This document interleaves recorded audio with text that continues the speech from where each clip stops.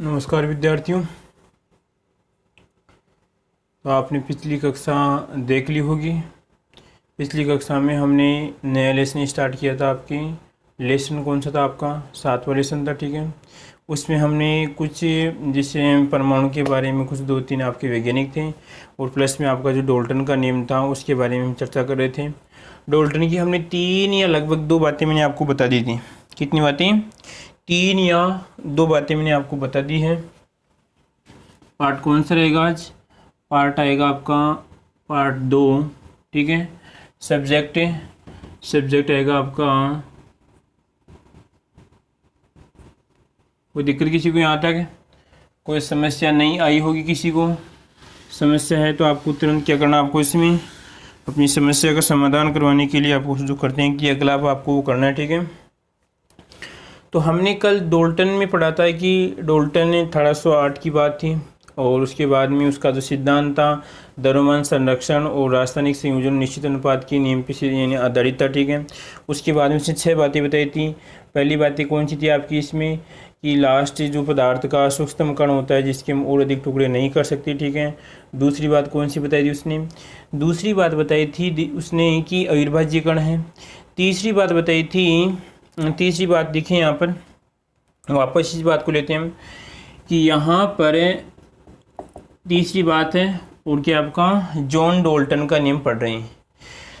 तो यहाँ पर ये बना दिया मैंने ए और ये बना दिया ए, क्या मैंने यहाँ पर बना दिया आपका Fe, ठीक है। और ये बना दिया मैंने जैसे कॉपर बना दिया। क्या बना दिया मैंने? कॉपर बना दिया। ये कॉपर तत्व है और आपका ये आपका लोहा तत्व है। यहाँ पे लिखेंगे लोहा और ये क्या आपका लोहा और ये कॉपर है। तीसरा नियम पढ़ रहे हैं, ध्यान से पढ़ना है। तीसरी बात नियम क्या? तीसरी बात उसने क्या बताई देखिए। यहाँ पर ये जब ये तत्व हैं तो इसकी क्या है? ये परमाणु आ रहे हैं इसके। दिख रहा है सभी को? दिख रहा है तो यस करना है, ठीक है। और यहाँ पर कॉपर है तो इसके परमाणु फिर पास होते हैं। इस बात का ध्यान रखना, इतनी दूर दूर नहीं होते हैं।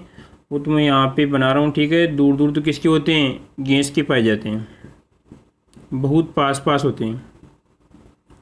देखिए ध्यान से इधर, ये लोहा तत्व है, ये आपका कॉपर तत्व है। शायद कुछ मैंने पिछली वाली कक्षा में बता दी भी होगी और रिवीजन हो जाएगा, कोई दिक्कत नहीं। कुछ नए विद्यार्थी देख रहे होंगे। यहाँ पर इसके परमाणु की बात करें, इसके परमाणु की बात करें तो इसकी तीसरी बात कहती है कि जब इन दो परमाणु की, जब Fe के दोनों परमाणु, जैसे इस परमाणु की बात करते हैं तो यहाँ पर ये परमाणु होगा, इसका आकार, इन दोनों परमाणु का आकार, ठीक है। उसके बाद में इसके रासायनिक, कौन से गुण आपके? रासायनिक गुण, ठीक है। और यहाँ पर और देखिए हम भार, यानी कहने का मतलब इन दोनों परमाणुओं का आकार और रासायनिक गुण और क्या है? भार बिल्कुल समान है।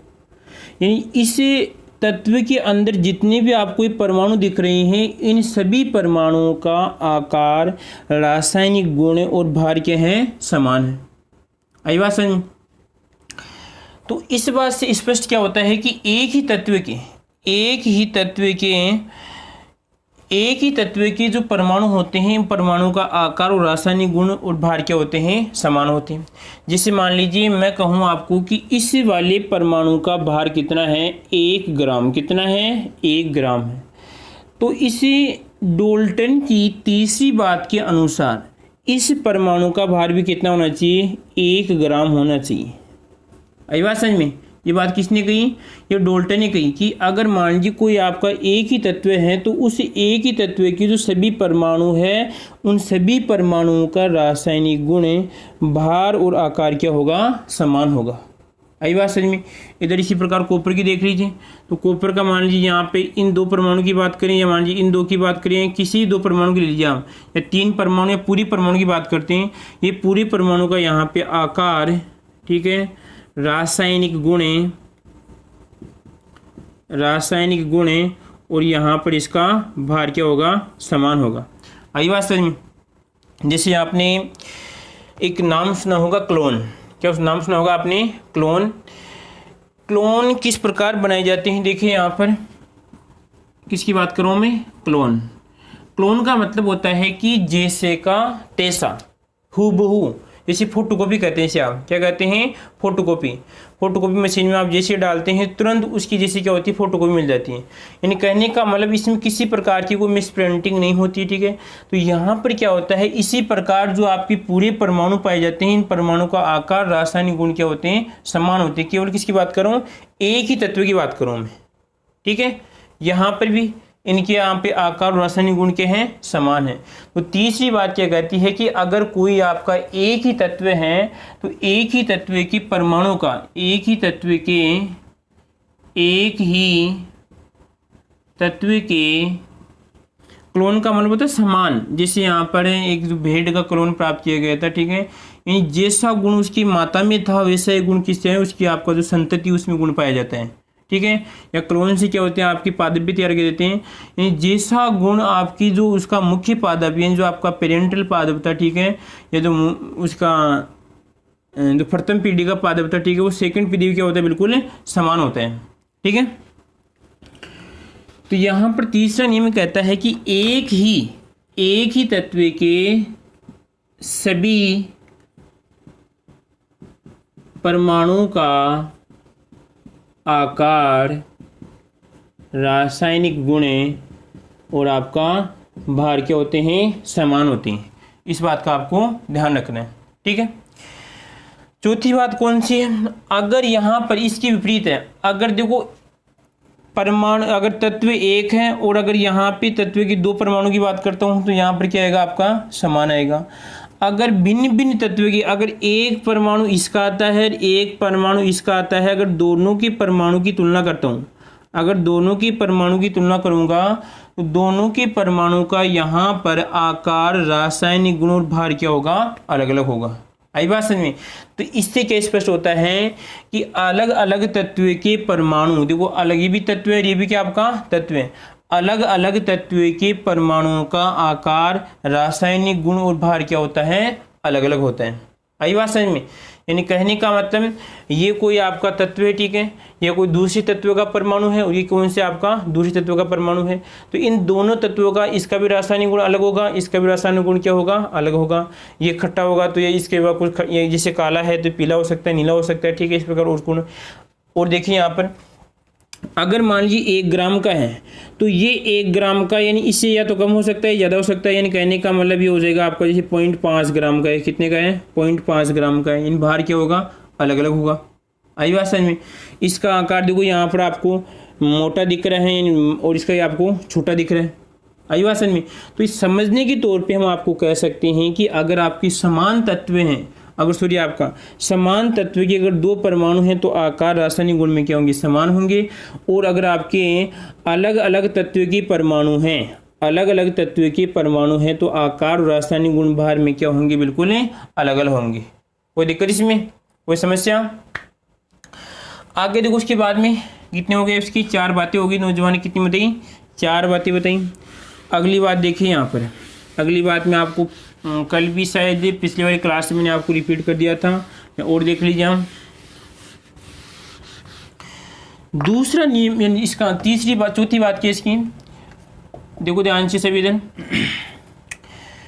जिसे यहाँ पर मैंने लिखा आपका H2O लिखा, फिर लिखा मैंने आपका HCl लिखा, ठीक है, यह लिखा मैंने यहाँ पे आपका H2O2 लिखा, यह लिखा मैंने H2O2 लिखा, यानी हाइड्रोजन पेरोक्साइड लिखा, ठीक है। इसी प्रकार और देखें यहाँ पे कार्बन वाला तो आपके ये थोड़ा लेवल हाई रहेगा, ठीक है। हाँ, जैसे ये देखो CH4 ये मैंने लिख दिया यहाँ पर, ठीक है। यानी कुछ यौगिक मैं यहाँ पर लिख रहा हूँ, जैसे आपका ये जल है, ये आपका हाइड्रोक्लोरिक अम्ल है, हाइड्रोजन पेरोक्साइड है, और आपका क्या है, आपका ये मैथेन है, ठीक है। अब देखो ध्यान से इसको यहाँ पर एक चीज़ समझना, 9th की बात भी समझ रहा हूँ। यहाँ पे देखो अणु और परमाणु में आपको अंतर बताता हूँ अभी। यहाँ पे ये तो आपका अणु और आपका परमाणु, ठीक है। दो या यहाँ पे दो समान परमाणु मिलकर या दो असमान परमाणु मिलकर क्या करते हैं, अणु का निर्माण करते हैं। आई बात समझ में? दो समान परमाणु या दो असमान परमाणु मिलकर क्या करते हैं, अणु का निर्माण करते हैं। आई बात समझ में? तो यहाँ पे देखिए हम परमाणु ज़्यादा भी हो सकते हैं, जरूरी नहीं दो या दो से अधिक, दो या दो से अधिक परमाणु, दो या दो से अधिक परमाणु। अब परमाणु यहाँ पे समान या असमान, दो तो होनी चाहिए कम से कम। दो या दो से अधिक समान परमाणु या असमान परमाणु मिलकर क्या करते हैं, अणु का निर्माण करते हैं। तो अब मैं आपसे पूछूं कि यहाँ पर इसमें कितने परमाणु हैं, इसमें कितने परमाणु हैं, इसमें कितने परमाणु हैं, इसमें कितने परमाणु हैं, कितने परमाणु हैं, और प्लस में कितने अणु हैं। तो फटाफट से बताइए। यहाँ पर लिखता हूँ मैं आपका परमाणु, ये बताना आपको भाई कितने परमाणु हैं, और यहाँ पर आपका लिख रहा हूँ मैं अणु। बताओ फटाफट से कितने अणु हैं, बताओ फटाफट से बताओ, जब तक मैं इंक डाल लेता हूँ। बताओ फटाफट से बताइए कितने हैं, बताओ फटाफट से बताओ आप।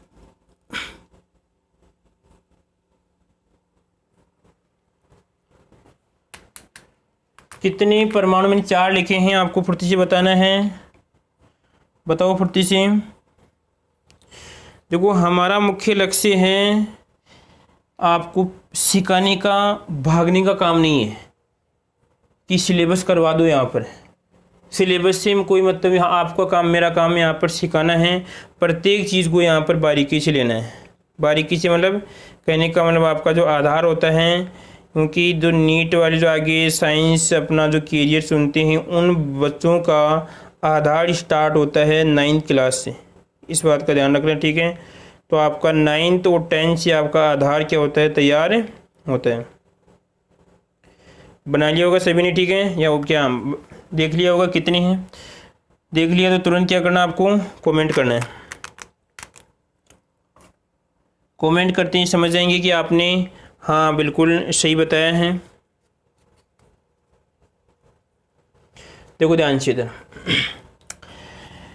इसमें पहले परमाणु की बात करें तो परमाणु देखो उसको थोड़ा तोड़ लेते हैं। मैंने क्या कहा, जब आपको कोई चीज़ समझ में नहीं आती है, केमिस्ट्री के अंदर कोई चीज़ समझ में नहीं आती है, कोई रिएक्शन समझ में नहीं आती है, तो इसे आप तोड़ दीजिए। आप क्या करना, आपको उसके टुकड़े कर दीजिए। तो यहाँ पे क्या कर रहा हूँ, इसकी टुकड़े कर दिया मैंने।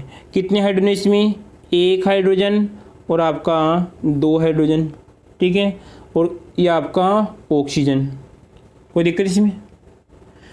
फिर उसके बाद में और एक और साथ में एक चीज़ और सीखा, बाद में सीखूंगा आपको, ठीक है। और ये आपका हाइड्रोजन और ये आपका यहाँ पर है, इसको तो कोई यहाँ पे अलग करने की आवश्यकता है, ये तो अपने आप में अलग है। यहाँ पर 1 हाइड्रोजन, 2 हाइड्रोजन, 1 ऑक्सीजन और आपके 2 ऑक्सीजन, ठीक है। यहाँ पर 1 कार्बन है और हाइड्रोजन, हाइड्रोजन, हाइड्रोजन और आपका हाइड्रोजन। अब देखो ध्यान से, इसमें परमाणु कौन सा होगा, अणु कौन सा होगा। देखो ये भी परमाणु है, यानी परमाणु के लिए यहाँ पे क्या कर रहा हूँ, वैसे एटम होता है पर मैं यहाँ पे पी नोट कर रहा हूँ। क्या लिख दिया मैंने यहाँ पर, चलो मैं दो परमाणु, ये भी क्या आपका ऐसे लिखिए, आप समझोगे नहीं, वैसे तो मैं पी लिख रहा हूँ। क्या लिख दिया मैंने, इसका पी लिख रहा हूँ, ठीक है। तो यहाँ पर इसको मैंने पी लिख दिया, ये भी परमाणु है, ये भी आपका परमाणु, ये भी क्या आपका परमाणु है। और मैंने परिभाषा क्या बता दी, 2 या 2 से अधिक समान परमाणु। यहाँ पे एक उदाहरण और चिपका दूँ, यहाँ पर O2 चिपका दी मैंने। क्या चिपका दी मैंने, O2 चिपका दी। 2 या 2 से अधिक समान परमाणु या असमान परमाणु मिलकर क्या करते हैं, अणु का निर्माण करते हैं। तो ये भी आपका परमाणु है, ये भी परमाणु, ये भी परमाणु है, और ये तीनों मिलकर, इन तीनों परमाणु मिलकर क्या करते हैं, यहाँ पे एक अणु का निर्माण करते हैं। तो ये तो क्या आपका अणु है, ठीक है, और ये क्या आपके परमाणु है। तो यहाँ पे परमाणु तो कितने, इसमें 3 तो परमाणु है, अणु कितना इसमें 1 है, ठीक है। अब देखो इसके बाद में यहाँ पर देखिए इसमें कितने परमाणु है, 1, और देखो ये क्लोराइड है, ये एक प्रकार का तत्व होता है, ठीक है, तत्व का परमाणु यहाँ पर। तो 1 और 2 यहाँ पे क्या, इसमें दो तो इसमें आपकी परमाणु है, तो एक और आपके दो परमाणु हैं, यानी आपको मैं पी लिख दिया और यहाँ पर क्या लिख दिया मैंने पी। और ये दोनों मिलकर क्या कर रहे हैं, एक अणु का निर्माण। तो यहाँ पर आएगा आपका 2 और यहाँ पे कितना आएगा आपका 1। आई बात समझ में।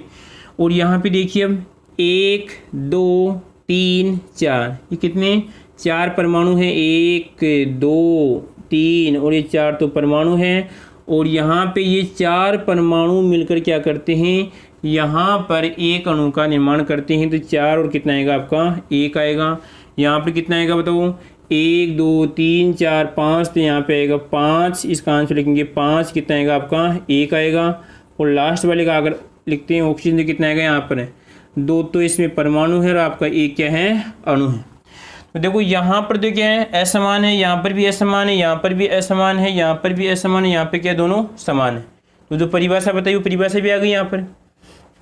उसके बाद देखिए अब आप देखो यहाँ पर 2 हाइड्रोजन है और यहाँ पर भी 2 हाइड्रोजन है। जब 2 हाइड्रोजन एक ऑक्सीजन के साथ मिलते हैं तो क्या बनता है आपका जल बनता है। क्या बनता है, जल बनता है। और जब 2 हाइड्रोजन 2 ऑक्सीजन के साथ जुड़ते हैं, ठीक है, तो क्या बनता है आपका हाइड्रोजन पेरोक्साइड बनता है। क्या बनता है आपका हाइड्रोजन पेरोक्साइड बनता है। तो समस्या उत्पन्न हो गई। यहाँ पे ये हाइड्रोजन के साथ जुड़ता है तो यहाँ पे Cl जुड़ रहा है, ये Cl जुड़ने के बाद क्या होता है हाइड्रोक्लोरिक अम्ल बनता है। यहाँ पे 4 जुड़ने के बाद में एक कार्बन क्या बनता है आपका मीथेन बनता है। तो इसका मतलब आपको कुछ ना कुछ स्पष्ट हो रहा है कि ये कह रहा है कि इसके 1 और 2, तो यहाँ पे अनुपात निकाले कितने हाइड्रोजन है यहाँ पे। अगर यहाँ पे इसमें हाइड्रोजन लिखूँ तो कितने हाइड्रोजन, इसमें यहाँ पे 2 तो हाइड्रोजन है और कितना आपका 1 ऑक्सीजन है। तो यहाँ पे अनुपात कितना हो जाएगा आपका 2:1 हो जाएगा। आई बात समझ में। यहाँ पे कितना होगा, इसका निकालेंगे कितना आएगा 1:1 होगा। ठीक है, यहाँ पे हाइड्रोजन है, ये आपका ऑक्सीजन है, ये हाइड्रोजन है, ये आपका ये क्लोराइड है। यहाँ पे अनुपात कितना है, यहाँ पे देखो इसमें वैसे 2:2 होना चाहिए, परंतु कितना आएगा 1:1 आएगा, यानी आपका H और आपका ऑक्सीजन आएगा। आई बात समझ में। यहाँ पर कितना आपको बताओ, यहाँ पर आएगा 1:, कितना आएगा आपका 4 आएगा। और यहाँ पे कितना आएगा आपका 1:1, तो इसका अनुपात बनेगा ही नहीं।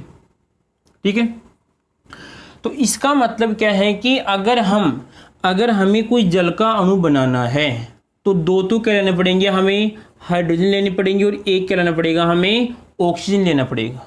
आई बात समझ में। यानी ये एक निश्चित अनुपात है। क्या है आपका निश्चित अनुपात है, पर निश्चित अनुपात में संयोग करेगा।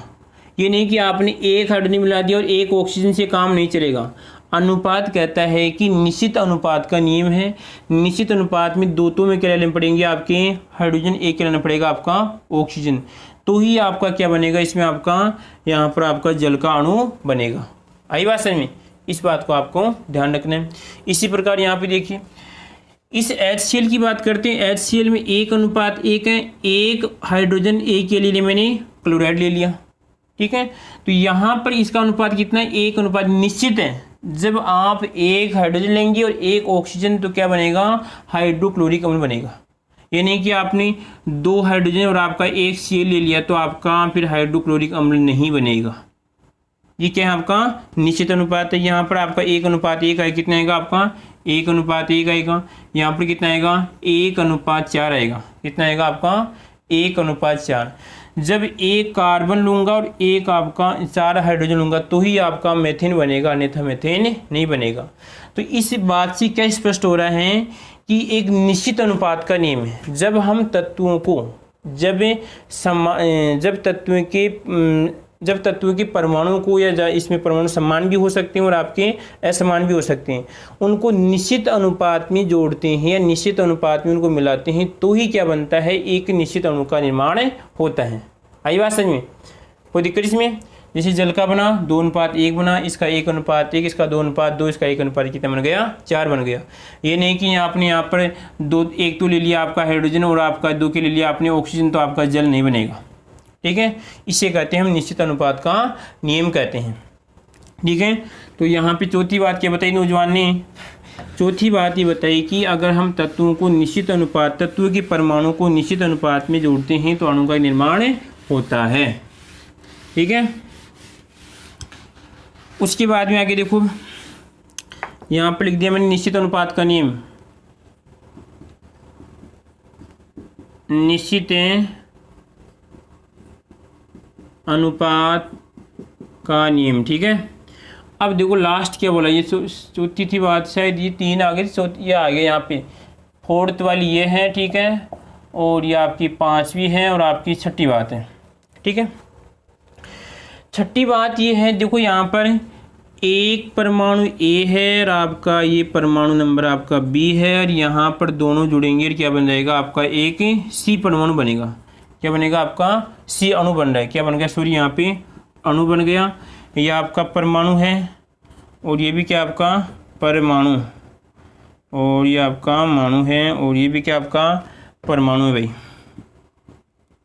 ठीक है, अब देखिए मान लीजिए इसका, इस परमाणु का यहाँ पर देखिए द्रव्यमान है 1 किलोग्राम, इसका भी कितना है 1 kg है। या मान लीजिए इसका मान लिया मैंने 1.5 kg मान लिया, इसका मान लिया मैंने 1 kg मान लिया, और इसका 1.5 kg मान लिया। तो अगर यदि इस रासायनिक अभिक्रिया के अंदर अगर गैस भी नहीं बन रही है या कोई ऊष्मा भी नहीं आ रही है, ऊष्मा दी भी नहीं जा रही है, ठीक है, यानी सिंपल अभिक्रिया है, तो इससे अणु का भार होगा 2.5 kg। कितना होगा 2.5 kg। आई बात समझ में। ये यहाँ पे ग्राम लिख लो आप, कितना होगा, ये भी ग्राम में आएगा और ये भी किस में आएगा आपका ग्राम में, ये भी किस में आएगा आपका ग्राम में आएगा। कितना होगा 2.5 ग्राम होगा।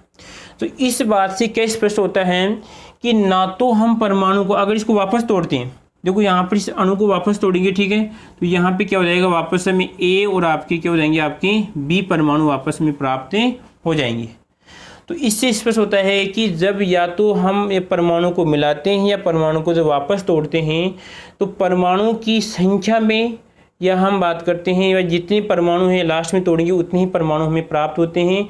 इससे स्पष्ट होता है कि ना तो हम परमाणु को उत्पन्न कर सकते हैं और ना ही हम परमाणु को नष्ट कर सकते हैं। आई बात समझ में। देखो यहाँ पर भी 2 परमाणु थे और लास्ट में हमें क्या हो गए 2 परमाणु प्राप्त हो गए। यानी कहने का मतलब परमाणु गायब नहीं हुई, इसमें परमाणु है, ये 2 परमाणु से मिलकर बना है। ठीक है, तो क्या स्पष्ट होगा। 6ठी बात ये कहती है कि परमाणु क्या होते हैं रासायनिक अभिक्रिया में पुनर्व्यवस्थित होते हैं, या तो आपस में मिलते हैं या आपस में क्या होते हैं टूटते हैं। परमाणु को ना तो हम उत्पन्न कर सकते हैं और ना ही हमें नष्ट कर सकते हैं। कोई आपके हाथ का काम नहीं है कि परमाणु बना दिया ले भाई संभाल गए, ये काम नहीं हो सकता। ठीक है, ऐसा नहीं कि ले भाई मैंने परमाणु बना दिया, परमाणु कोई बना भी नहीं सकता और परमाणु को कोई नष्ट भी नहीं कर सकता। अगर आपको कोई ऐसा कहता है कि आप परमाणु बना नहीं सकते, तो आपको उसे कहना कि आप उसे नष्ट भी नहीं कर सकते। ठीक है, इस प्रकार आप कह सकते हैं। ठीक है, तो अच्छी बातें हमने आपको बता दी। पहली बात कौन सी बताई थी, वापस रिपीट कर रहा हूँ। पहली बात बताई कि आपका क्या था, इसमें रिविजन करना आपको कि पदार्थ का छोटे छोटा कण मान रहे जिसके हम अधिक टुकड़े नहीं कर सकते। फिर उसके बाद में क्या नाम अविभाज्य मानता है, और तीसरी बात क्या मानता है कि एक ही तत्व के सभी परमाणु क्या होते हैं समान होते हैं, भिन्न भिन्न तत्व के परमाणु क्या होते हैं अलग अलग होते हैं। ठीक है, और यहाँ पे 5वीं बात कौन सी थी, यहाँ पे निश्चित अनुपात का नियम था। और आपकी 6ठी बात कौन सी थी, आपकी इसमें परमाणु को न तो उत्पन्न किया जा सकता है और न ही नष्ट किया जा सकता है। अब देखो उसके बाद में आगे मैं आपसे पूछूं कि आविष्कार कब होता है। आविष्कार कब होता है, तो आविष्कार होता है आवश्यकता आविष्कार की जननी है। आवश्यकता क्या है, आविष्कार की जननी है। ठीक है, अब इस जॉन डाल्टन के सामने समस्या क्या खड़ी होती है। जॉन डाल्टन का नियम है कि अगर ये आपका कोई परमाणु है, क्या आपका परमाणु है, अगर इस परमाणु के हम टुकड़े नहीं करते हैं, यानी परमाणु के और अधिक टुकड़े नहीं होने चाहिए, जब तक इसके टुकड़े नहीं होते हैं जब तक तो डाल्टन का नियम लगता है। इसका लगता है डाल्टन का नियम लगता है। परंतु जैसे ही परमाणु के क्या कर दिए मैंने टुकड़े कर दिए, क्या कर दिए मैंने टुकड़े कर दिए, तो यहाँ पे आपके डाल्टन का नियम क्या हो जाता है, फेल हो जाता है।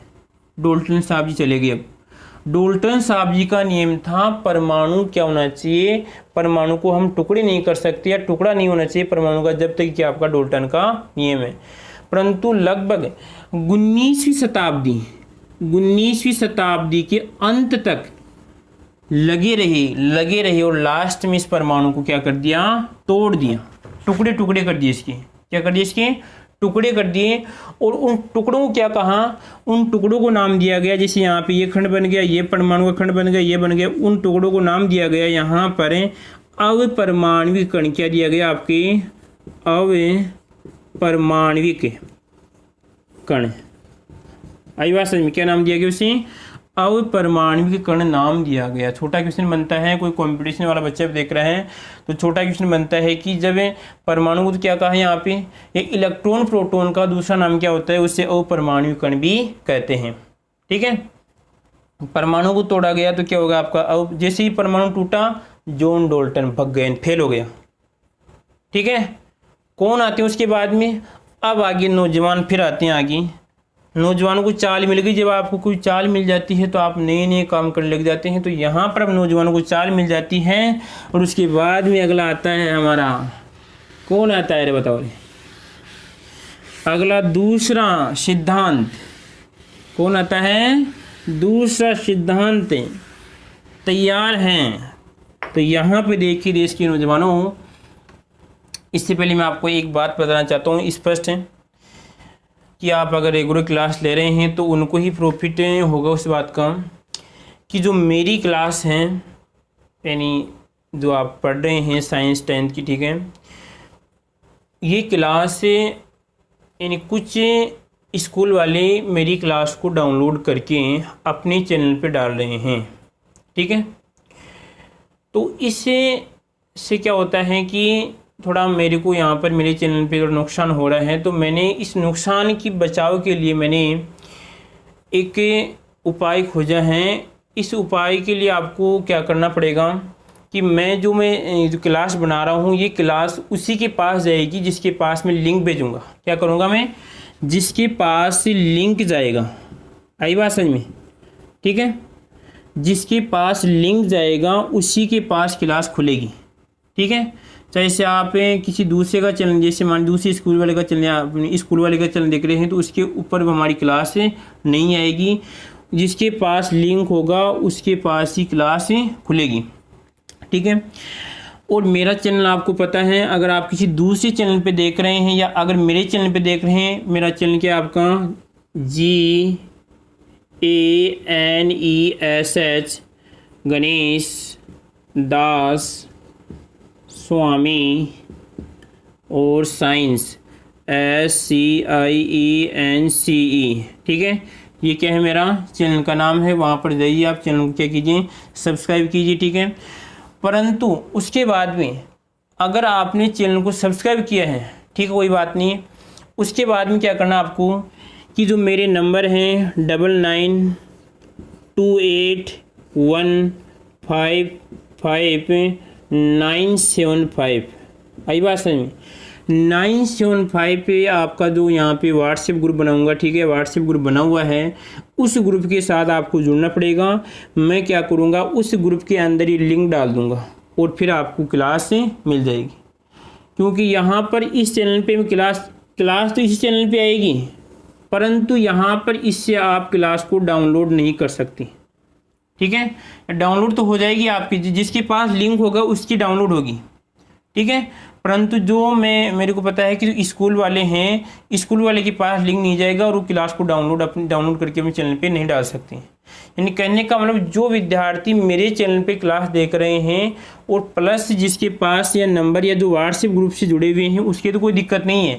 परंतु जो विद्यार्थी या केवल दूसरी स्कूल वाले के चैनल पे देख रहे हैं या केवल मेरे चैनल पे देख रहे हैं, उसको एक काम करना पड़ेगा। जो मेरे व्हाट्सएप नंबर हैं, इस व्हाट्सएप नंबर के साथ आपको ग्रुप में जुड़ना पड़ेगा। मैं ग्रुप में आपको रोज क्लास से भेज दूंगा। ठीक है, कोई समस्या आती किसी को इसमें? ये जो आज की क्लास है ये केवल आज तो पब्लिश करूंगा, ठीक है, उसके बाद में उसको पब्लिश नहीं करूंगा, केवल ये नंबर के द्वारा आपको क्लास मिलेगी। ठीक है, ये आपकी सूचना है। और डाल्टन वाला जो उसके बाद में अगला नियम है वो आगे वाली हम कक्षा में पढ़ेंगे, क्योंकि थोड़ी वो लंबी क्लास भी बनाएंगे। ये जो आज क्लास बनाई थी आपको इस सूचना देने के लिए क्लास बनाई थी, क्योंकि आप भी जानते हैं जब गुरुजी मेहनत करते हैं और गुरुजी को जब यहाँ पर प्रॉफिट तो दूर की बात है, पर लॉस मिलता है, यानी चैनल ख़राब हो रहा है गुरुजी का, ठीक है, डाउनलोड की वजह से, तो नुकसानदेह काम है। तो बच्चों आपको ये काम करना है, इस व्हाट्सएप ग्रुप के साथ आपको जुड़ना है। नंबर देख लीजिए आप, 9928155975, अगर आपको क्लास देखनी है तो। ठीक है।